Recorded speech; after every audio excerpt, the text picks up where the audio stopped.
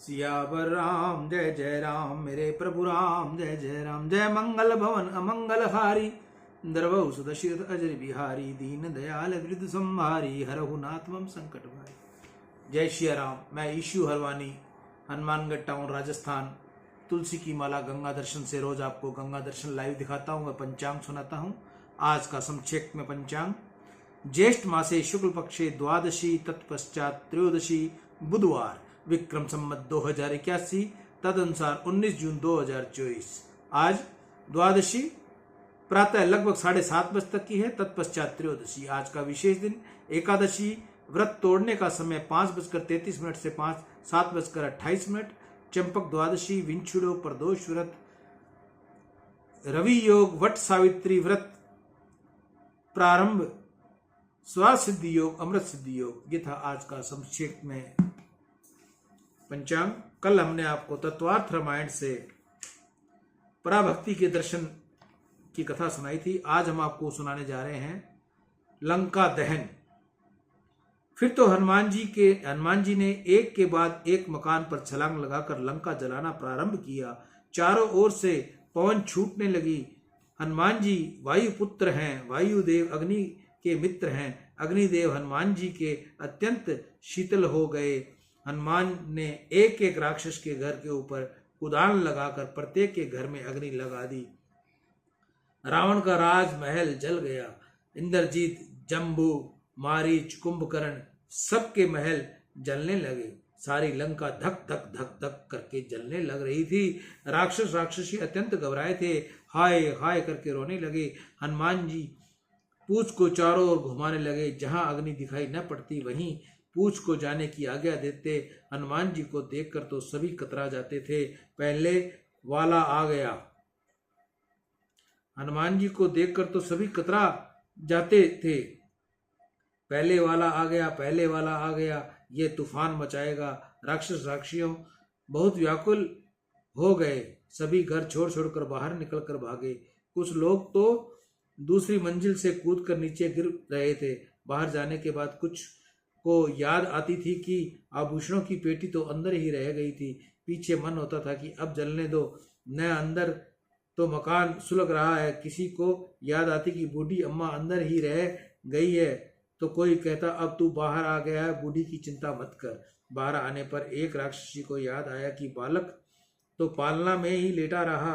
उसने अपने पति से कहा तुम अंदर जाकर बालक को ले आओ। राक्षस ने देखा तो संपूर्ण मकान धक धक धक धक करके सुलग रहे थे। उसने कहा मैं नहीं जाऊंगा, तू ही चली जा। राक्षसी ने कहा मैं फिर किस प्रकार जाऊं, तुम जाओ, सभी को अपने प्राण प्यारे होते हैं। लड़का अंदर रह गया, परंतु उसको लेने के लिए अंदर जाने को कोई तैयार नहीं होता था। पीछे तो दोनों ने विचार किया कि हम दोनों तो बाहर निकल चुके हैं, अब उनका जो कुछ होना हो सो होगा। भगवान की कृपा होगी तो दूसरा आ जाएगा, अंदर नहीं जाएंगे। लंका में चारों ओर हाहाकार मच गया।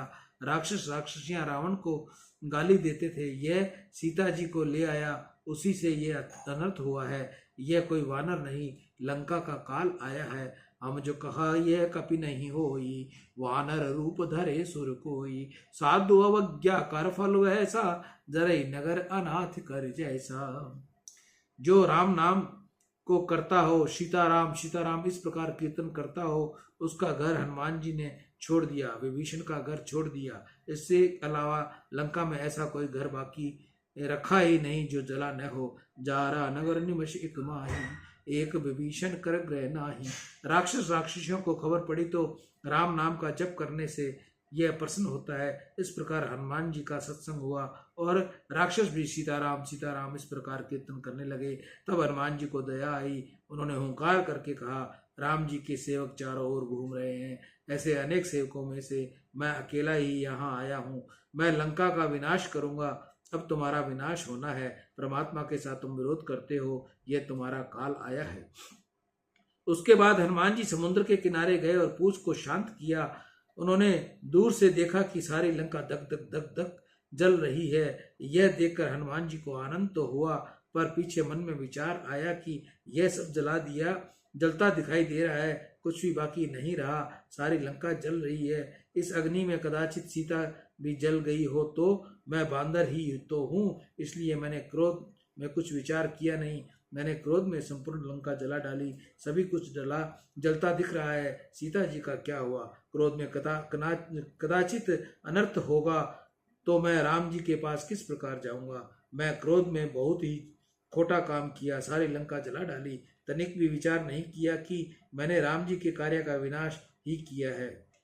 श्री सीता जी जल गई होंगी, यह विचार मन में आते ही हनुमान जी बहुत व्याकुल हो गए। उन्होंने मन में निश्चय किया कि अब यहीं पर समुद्र में प्रवेश करूंगा। अब मैं राम जी के पास किस प्रकार जाऊंगा? हनुमान जी जैसे ही समुद्र में प्रवेश करने को तैयार हुए कि सिद्ध ऋषि गण महात्माओं ने आकाशवाणी द्वारा कहा। आकाशवाणी में हनुमान जी को प्रशंसा हुई। हनुमान जी का जय जयकार किया और कहा कि हनुमान जी ने संपूर्ण लंका जला डाली, परंतु धन्य है वह श्री सीता माँ को अग्नि को जला सकती नहीं। अग्नि को जलाने की शक्ति देने वाली तो श्री सीता जी हैं। आदि शक्ति जगदम्बा ने को अग्नि किस प्रकार जला सकती है? वे जगन माता हैं। सभी कुछ सुलगा हुआ है, परंतु सीता जी को तनिक भी परिश्रम नहीं हुआ। सीता जी तो आनंद में विराजी हुई है। हनुमान जी ने यह सुना, उनको विश्वास हो गया कि सीता जी आशीर्वाद से ही अग्नि मेरा बाल भी जलाती नहीं। यह सीता जी को किस प्रकार जला सकती है? श्री सीता जी को अति शक्ति जगदम्बा है, यही सबको शक्ति देती हैं, ये दिव्य लीला करती हैं। हनुमान जी को आनंद हुआ। पूछ को समुद्र में स्नान कराकर शांत करके फिर हनुमान जी सीता जी माँ को वंदन करने के लिए अशोक वन में गए। अशोक वन का एक ही वृक्ष जला नहीं था। हनुमान जी ने माता जी को साष्टांग वंदन किया। माँ ने आशीर्वाद किया। हनुमान जी की प्रशंसा करते हुए कहा, बेटा तेरी बुद्धि तेरा बल अलौकिक है, तेरा कल्याण हो, तेरा मार्ग सुभद होगा, कल्याण में होगा। तुम अब जल्दी जा और राम जी को लिवा ला। मास दिवस मोह नाथ न आवा, तो पुनि मोहे जियत नहीं पावा। 1 मास तक यदि राम जी नहीं आए तो फिर मैं प्राण त्याग दूंगी। माता जी को आश्वासन देकर उनका आशीर्वाद प्राप्त करके हनुमान जी वहां से विदा हुए। समुद्र के किनारे जाकर सीताराम सीताराम कीर्तन करते हुए अलौकिक बल उन्होंने धारण किया और वहां से जोर से कुदान लगाई। एक रामायण में ऐसी कथा आती है कि हनुमान जी जब लंका छोड़कर निकले उस समय ब्रह्मा जी को थोड़ी चिंता हुई कि हनुमान जी ने जो पराक्रम किया है उसे हनुमान जी तो किसी भी दिन अपने मुख से किसी को कहेंगे नहीं। राम जी जब पूछेंगे तो इतना ही कहेंगे कि मैं यहाँ से लंका गया, माता जी को प्रणाम किया, आश्वासन देकर वापस लौट आया, इसके अलावा कुछ नहीं कहेंगे।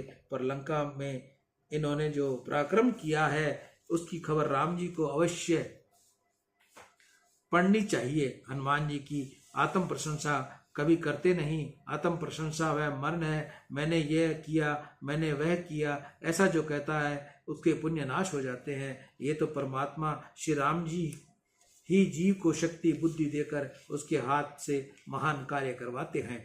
ब्रह्मा जी ने पत्र लिखकर हनुमान जी को दिया और कहा, यह पत्र लक्ष्मण जी को दे देना। ब्रह्मा जी यह पत्र पढ़ लेंगे, लक्ष्मण जी ये पत्र पढ़ लेंगे। पत्र में ब्रह्मा जी ने हनुमान जी के पराक्रम का, हनुमान जी के अलौकिक बुद्धि शक्ति का वर्णन किया था। हनुमान जी ने श्री सीता जी के नाम का जय जयकार किया और यह जय जयकार का शब्द वानरों के कान में आया। नादि सिंधु ही पार ही आवा, शब्द किल किला कप ही सुनावा। हर्षे सब बिलो की हनुमाना, नूतन जन्म की कप ही तब जाना।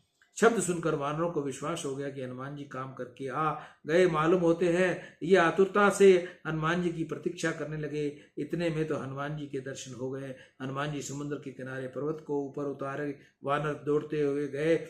हनुमान जी ने कंद मूल फल अर्पण किए। कोई वानर हनुमान जी के चरण पकड़ने लगे तो कोई हाथ, कोई पूंछ पकड़ने लगे। सबको ऐसा अनुभव हो रहा था कि हनुमान जी ने हमको प्राण दान दिया है। इतना काम करके हनुमान जी लौटे हैं। हनुमान जी ने वानरों को वंदन करके कहा, माता जी आनंद में है, मैं सब कुछ देख कर आया हूँ। तुमको विश्वास देता हूँ। माता जी सतत ध्यान करती हैं, जप करती हैं। माता जी का दर्शन करके मुझे आनंद हुआ। सभी वानर राम जी के पास जाने निकले। मार्ग में सुग्रीव का मधुवन आया।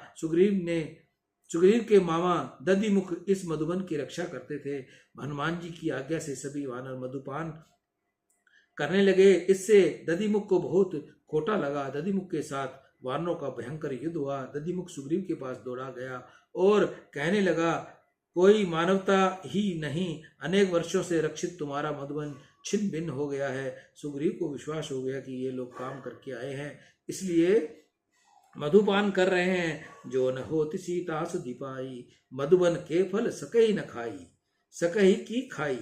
ऐसा विचार करके सुग्रीव ने दधिमुख से कहा, मैं जल्दी बुला रहा हूं, ऐसा मेरा आदेश उसने कह दो। फिर सुग्रीव ने लक्ष्मण जी से कहा, सीता जी के दर्शन हो गए हैं, हनुमान जी काम करके आ गए हैं, ऐसा लगता है। परमानंद हुआ। दधिमुख ने जाकर हनुमान जी से कहा, राम जी तुमको बुला रहे हैं, सुग्रीव तुमको याद कर रहे हैं। सुनते ही सब दौड़ चले, जाकर श्री रामचंद्र जी के प्रणाम किया। हनुमान जी ने श्री रामचंद्र जी के साथ कथा सुनाते हुए कहा, मैं यहाँ से लंका में गया, वहां मैंने सीता जी के दर्शन किए। श्री सीता अत्यंत व्याकुल हो रही थी। मैंने उनको आश्वासन दिया कि आप सब शीघ्र ही लंका में पधारेंगे और राक्षसों का विनाश करेंगे। महाराज, सीता जी के दर्शन करके मुझे बहुत आनंद हुआ। श्री रामचंद्र जी ने जानकी की कुशल पूछी। कहो तात कई भांति जानकी, रहती करती रक्षा सप्राण की। बेटा कहो, जानकी मेरे विरह में किस प्रकार रहती है और अपने प्राणों की रक्षा करती है, अर्थात मैं जानकी जी राम जी के विरह में किस रीति से जीवित रह सकता हूँ। तब हनुमान जी ने कहा, नाम पहारो दिवस निशी, ध्यान तुम्हारे कपाट, लोचन निज जज जंत्री, नोचर निज पद जंत्री, जाई प्राण के ही बाट। आपका नाम रात दिन पहरा देने वाले रक्षक है, आपका ध्यान ही बंद कपाट है और नेत्रों में निरंतर आपके चरणों में लगा रहता है, तो फिर प्राण भला कौन से मार्ग से बाहर निकल कर जा सकते हैं। आप पूछ रहे हैं कि सीता जी किस प्रकार जीवित रह सकती हैं। वियोग विरह के उनके प्राण निकल गए होते, परंतु प्राणों को निकालने का रास्ता ही नहीं मिलता। आपका नाम और ध्यान छूटे तो तुरंत ही उनके प्राण निकल जाएं, परंतु आप में उनका ऐसा प्रेम है कि आपका नाम और ध्यान छूटता ही नहीं। भगवान में गोपी गीत में कथा आती है कि गोपियां कृष्ण के विरह में जब अत्यंत रुदन करती हैं तो कहती हैं, हम तुम्हारी दासी हैं, हम तुम्हारे लिए जीवित रहना चाहती हैं। जबकि कृष्ण कहते हैं कि सारी सखियां, तुम बातें तो प्रेम की करती हो, परंतु मुझे तुम्हारे से प्रेम का एक भी लक्षण दिखाई नहीं देता। यदि तुम प्रेम सत्य है तो वियोग में तुम किस प्रकार जी सकती हो। शुद्ध प्रेम में वियोग होता नहीं और कदाचित वियोग हो जाए तो विरह के प्राण भी टिकते नहीं। तुम प्रेम से बात करती हो, परंतु वियोग में तुम जीवित रहती हो। तुम्हारे प्रेम में बहुत कपट है। उस समय गोपियों ने कहा, नाथ, हमारे प्राण तो हर प्रकार से जाने ही थे, परंतु तुम्हारे नाम और तुम्हारी कथा ने हमारे प्राण टिकाए हुए हैं। तुम्हारा नामामृत और तुम्हारा कथा अमृत हमारे जीवन को टिकाए रख रहा है। हनुमान जी ने रामचंद्र जी से कहा कि आपके नाम और ध्यान के कारण ही सीता जी के प्राण टिक रहे हैं। तदुपरांत लक्ष्मण ने ब्रह्मा जी की पत्रिका पढ़ी। पत्र में हनुमान जी के पराक्रम का वर्णन था। रघुनाथ जी ने उसे सुना रहे थे। सुनकर रघुनाथ जी को परम आनंद हुआ और हनुमान जी के अलौकिक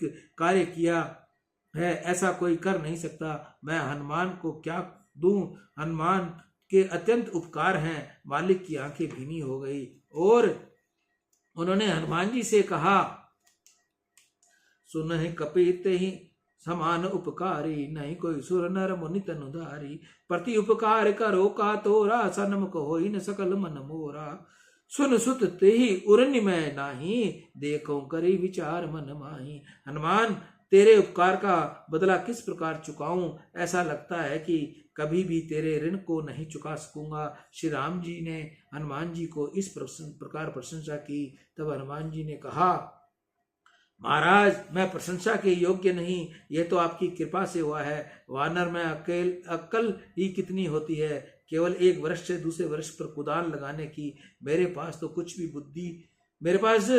भी बुद्धि है, शक्ति है, वह आपकी कृपा की प्रसादी है। सो सब तब प्रताप रघुराई, नाथ न कछु मोर प्रभुताई। हनुमान जी महाराज, समुद्र का उल्लंघन करने गए, उन्होंने लंका में राक्षसों का विनाश किया। हनुमान जी को ये सब शक्ति कहाँ से मिली? श्री राम नाम में से ही ये शक्ति मिलती है।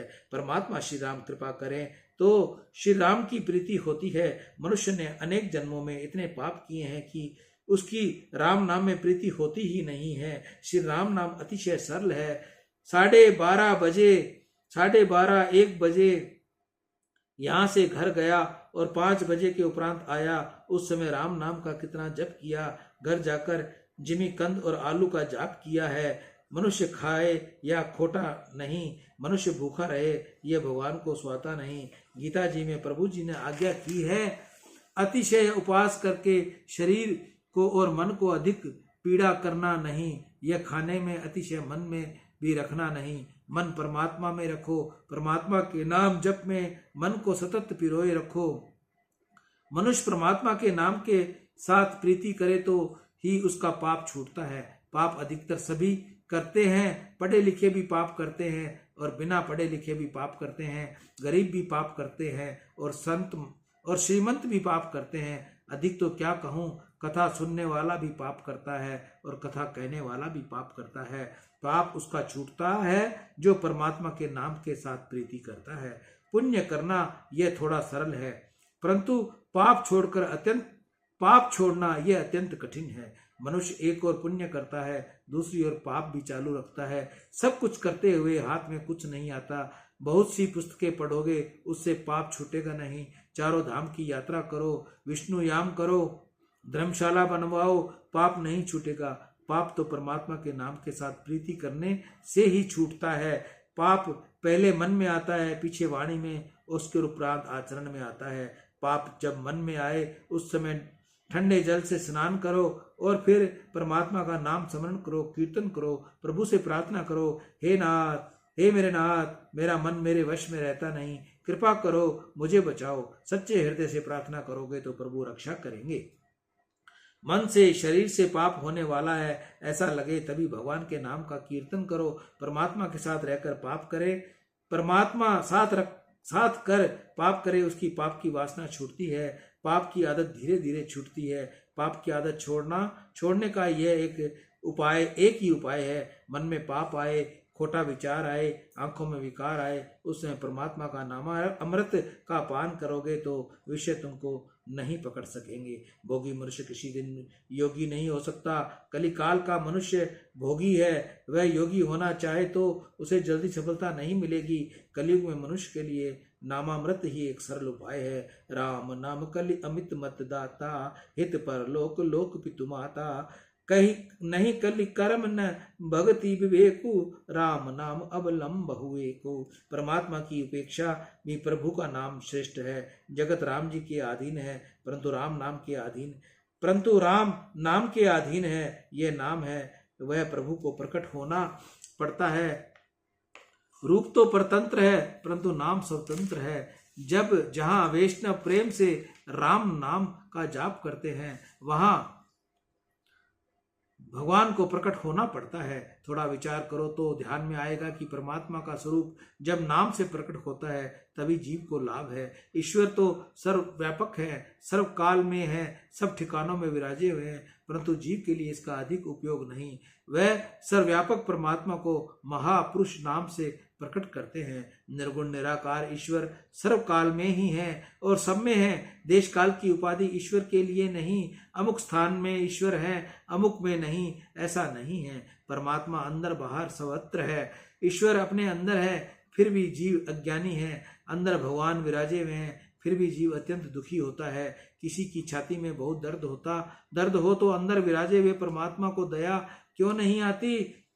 कोई बहुत रोता हो तो अंदर जो ईश्वर है वह उसका दुख क्यों नहीं दूर करता? निर्गुण निराकार ईश्वर न तो दयालु है न निठुर ही है। ईश्वर अंदर है, फिर भी जीव दुखी है। जो भगवान अपना दुख दूर न करे वह भगवान किस काम का? निर्गुण निराकार ईश्वर अंदर है, बाहर है, सर्वव्यापक है। वह किसी को दुख देता नहीं और किसी का दुख हर कर सकता नहीं। वह तो केवल यही बात है, वह है केवल यही बात। दीपक के प्रकाश में कोई बहुत रोता हो तो दीपक को दया आती है क्या? दीपक निठुर भी नहीं, दयालु भी नहीं। वह प्रकाश देता है। दीपक के प्रकाश से कोई पाप करता है या कोई पुण्य करता है। दीपक के प्रकाश में कोई हंसता है या कोई रोता है। दीपक कहता है कि मेरा इससे कोई संबंध नहीं, मेरा कोई मित्र नहीं, मेरा कोई शत्रु नहीं। अंदर जो भगवान विराजा हुआ है वह दीपक जैसा है। वह केवल प्रकाश देता है। वह तजोमय है। मन बुद्धि इंद्रियों को प्रकाश देता है। निर्गुण निराकार ईश्वर द्वारा कोई भी क्रिया नहीं होती। निर्गुण निराकार अंतर्यामी परमात्मा किसी का दुख दूर करता नहीं। जबकि सगुण भगवान को दयालु हैं, पर सगुण परमात्मा अधिकारी जीव के ऊपर ही कृपा करते हैं। राम जी जब पर्यंत विराजे थे तब हम भी किसी न किसी स्थान पर अवश्य ही थे, और होने पर भी अब वर्तमान में भवाटवी में भटक रहे हैं। राम जी का दर्शन अनेक जीवों को हुआ है, परंतु सबके सब नहीं सुधर गए। भक्ति सभी को मुक्ति नहीं मिल गई। अधिकारी जीवों को ही राम जी अपनाते हैं। सुगुण परमात्मा कृपा तो करते हैं, परंतु कृपा करने से पहले थोड़ी कसौटी पर कसते हैं कि यह लायक है कि नहीं। दो शेर साग खरीदना हो तो बहुत से आदमी पूरा बाजार घूमते हैं। एक साधारण वस्तु भी मनुष्य कसौटी पर कसे बिना नहीं लेता। तब सगुण परमात्मा कृपा करने से पहले थोड़ी कसौटी तो कसता ही है कि यह जीव कितना लायक है कि नहीं। निर्गुण निराकार ईश्वर तो कृपा करता ही नहीं। सगुण परमात्मा जो अधिकारी जीव है उसके ऊपर ही कृपा करते हैं, जबकि श्री राम नाम तो अनाधिकारी को भी अधिकार बनाता है। परमात्मा का नाम स्वरूप सबकी उपेक्षा श्रेष्ठ है। निर्गुण निराकार ईश्वर और सगुण साकार परमात्मा, इन दोनों की अपेक्षा भी नाम स्वरूप श्रेष्ठ है। निर्गुण स्वरूप सूक्ष्म होने के कारण आंखों को दिखता नहीं, हाथ में आता नहीं, उसका अनुभव बुद्धि से होता है। भगवान का सगुण स्वरूप इतना तजोमय होता है कि उस तेज को सहन करने की शक्ति अपने में नहीं है। निर्गुण सूक्ष्म है, सगुण तजोमय है, इसलिए अपने जैसे को तो भगवान का नाम स्वरूप ही अति उत्तम है। भगवान समय के स्वरूप को छुपा सकते हैं, परंतु अपने नाम को छुपा सकते नहीं। नाम स्वरूप प्रकट है, सुमरे नाम रूप बिनु देखे, आवत हृदय सने विशेषे, नाम रूप गति अकथ कहानी, समझत सुगंध प्रगति बखानी, अगुण सुगन बिच नाम सुसाखी, उपे प्रबोधक चातुर दुभाषी। तुलसीदास महाराज जी ने तो रामायण में श्री राम नाम का खूब प्रमाण किया है। राम जी ने अहिल्या का उद्धार किया, परंतु अहिल्या जी लायक थी, श्री राम चरण का स्मरण करती थी। श्री राम दुबुद्धि अहिल्या का विनाश करता है। राम एक तामस प्रियता ही, नाम कोटि खल कुमति सुधारी। राम जी ने तो एक अहिल्या का उद्धार किया, परंतु हजारों वर्ष हो गए राम नाम से अपने जीव का उद्धार हुआ। राम जी विराजे थे तब तो बहुत थोड़े जीवों का प्रभु ने कल्याण किया, जबकि आज प्रत्यक्ष श्री राम नहीं है, परंतु राम नाम का आश्रय ग्रहण करने से तो बहुत से जीवों का जीवन सुधर रहा है। नाम उधारे अमित खल, वेद विदित गुणगान। एक बार किसी राजमहल में एक नौकर काम करता था। उसकी नजर राजकन्या के ऊपर पड़ गई। राजकन्या बहुत सुंदर थी। एक बार में ही राजकन्या को देखते ही वह नौकर अपने मन को शांति रख नहीं सका। उसका मन चंचल हो गया। पूरा दिन वह राजकन्या का चिंतन करने लगा। उसको खाना ही अच्छा नहीं लगने लगा। रात को नींद नहीं आती थी। उसकी पत्नी रानी की दासी थी।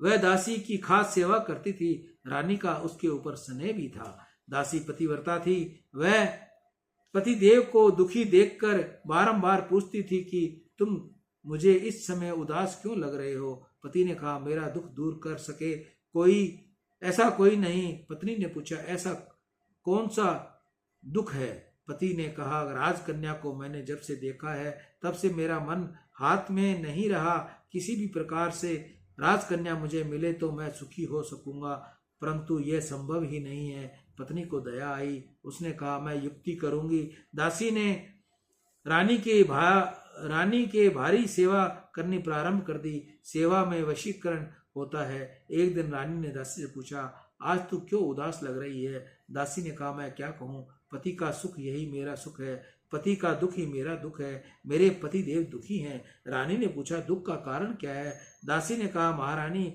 कारण कहने में मुझे बहुत दुख होता है, संकोच होता है। राजकन्या को देखा है तब से उसका मन चंचल हो गया है। उसकी ऐसी इच्छा है कि राजकन्या उसको मिल जाए। रानी ने सत्संग किया हुआ था, उसने विचार करके कहा, तेरे पति को मैं अपनी कन्या देने को तैयार हूँ, परंतु तू उसे एक काम करने को कहे। गांव के बाहर बगीचे में बैठकर एक नकली साधु का वेश धारण करके साधु बनकर यहाँ श्री राम जप करे, आंखें उगाड़े नहीं, आंखें बंद करके ही जाप करे। मैं राजमहल से जो कुछ भेजूं उसी को खाना है, दूसरा कुछ भी खाना नहीं, बोलना भी नहीं, किसी पर दृष्टि डालनी भी नहीं। 6 माह तक इस प्रकार अनुष्ठान करे तो मैं अपनी कन्या उसको देने को तैयार हूँ। दृष्टांत को अधिक बढ़ाने की आवश्यकता नहीं हुआ करती। वह नकली साधु बना, गांव के बाहर बगीचे में बैठकर राम नाम का जप करने लगा। रानी ने इस प्रकार व्यवस्था की कि उसके राजमहल में से उसे बहुत सादा भोजन दिया जाने लगा। भक्ति में अन्न दोष विघ्न कारण होता है। राजसी और तामसी अन्न खाने वाला बराबर भक्ति नहीं कर सकता, और कदाचित वह करे भी तो उसकी भक्ति में आनंद आता नहीं। जिसको भोजन अत्यंत सादा है, सात्विक है, वही भक्ति कर सकता है। रानी ने विचार किया हुआ था कि 6 महीने तक सादा सात्विक पवित्र अन्न खाए और राम नाम का जाप करे तो आज जो उसकी बुद्धि बिगड़ी हुई है वह 6 महीनों में सुधर जाएगी। नकली साधु होकर आंखें बंद रखकर राजकन्या के लिए वह राम नाम का जाप करता था। राम नाम निरंतर जप करने से उसको परमात्मा का थोड़ा प्रकाश दिखने लगा था। 2 महीने व्यतीत हुए, 4 महीने व्यतीत हुए, धीरे धीरे उसका मन शुद्ध होने लगा। पीछे तो मन में इतना अधिक शुद्ध हो गया कि राजकन्या के बारे में इसको जो मोह हुआ वह अब छूट गया। अन्न से मन बनता है। पेट में जो अन्न जाता है उससे 3 भाग होते हैं। अन्न का स्थूल भाग मल रूप में बाहर आता है। अन्न का मध्य भाग से रुधिर और मांस उत्पन्न होता है। अन्न के सूक्ष्म भाग से मन बुद्धि का संस्कार बनता है। जिसके चरित्र पर तुमको पूर्ण विश्वास नहीं उसे अपनी रसोई में मत आने दो। कदाचित रसोई घर में आए भी जाए तो उसका अन्न जल को छूने न दो।